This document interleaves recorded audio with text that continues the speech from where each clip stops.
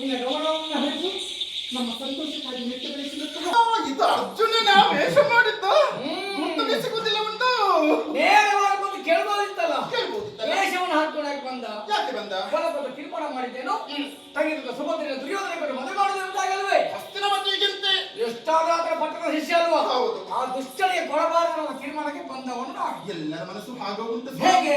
ಯಾಕೆಂತ ಹೇಳಿದ್ರೆ ಹತ್ತಿನ ಕೈಗೆ ಸಿಕ್ಕಿದಂತಹ ಮುತ್ತಿನ ಒಂದು ಕಿಣಿಮರಿಯ ತರ ಆದಿತ್ತು ಅವಳ ಜೀವನ.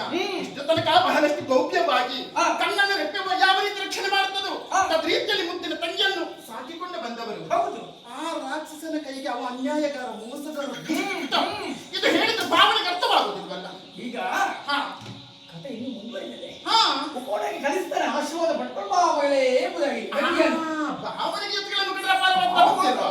ಮತ್ತೆ ಈಗ ಅರ್ಜುನ ಸನ್ಯಾಸಿಯಿಂದ ಸುಭದ್ರೆ ಅಪಹರಣ, ಸುಭದ್ರ ಕಲ್ಯಾಣ ಓ ದೇವರೇ, ಹೌದಾ? ಇದು ಕಂಬಗಳಿಗೆ ಕಿವಿ ಇದೆ, ಗೋಡೆಗೂ ಕಿವಿ ಉಂಟು. ಬಲಭದ್ರಿಗೆ ವಿಷಯ ಗೊತ್ತಾದ್ರೆ ನಾವಿಲ್ಲಿ ಮಾತಾಡುದು ಆಚೆ ಹೊಳೆಯಿಂದ ಹೀಗೆ ಕಿವಿ ಕೊಟ್ಟ. ಇದು ಮಾಸಿಂಗವನ್ನು ಕಟ್ಟಿಕೊಂಡು ಬಂದಂತ ಗುರುರಾಯ ಮದುವೆಯ ಸಂದರ್ಭದಲ್ಲಿ ಮದುಮಗ ಇಲ್ಲದೆ ಸರಬಡಿಸ್ತಾ ಇರ್ತಾರೆ. ಇಂಗುತ್ತಿಂದ ಮಂಗನದ ಹತ್ತ ದೇವರೇ, ಒಂದು ಜನರ ಮುಂದೆ ಅಪಮಾನವೇ. ಆ ಸಂದರ್ಭದಲ್ಲಿ ಅರ್ಜುನನ ಧರ್ಮಪತ್ನಿಯಾಗಿರ್ತಾರೆ ನಮ್ಮ ಸುಭದ್ರೆ. ಹೌದಪ್ಪ. ತತ್ವದ ವೇದಿಕೆಯಲ್ಲಿ ಆ ದುಷ್ಟ ಗುರುರಾಯನಿಗೆ ಅಪಮಾನ. ನಮ್ಮ ಅಣ್ಣ ಬಲಭದ್ರ ಎಷ್ಟಾದ್ರೂ ಮಹಾ ಗರ್ವಿಷ್ಠ. ಹೌದಪ್ಪ. ದೊಡ್ಡವರಲ್ವಾ? ಮತ್ತೆ ದೊಡ್ಡವರು ಹೇಳಿದ ಮಾತೇ ಸತ್ಯ.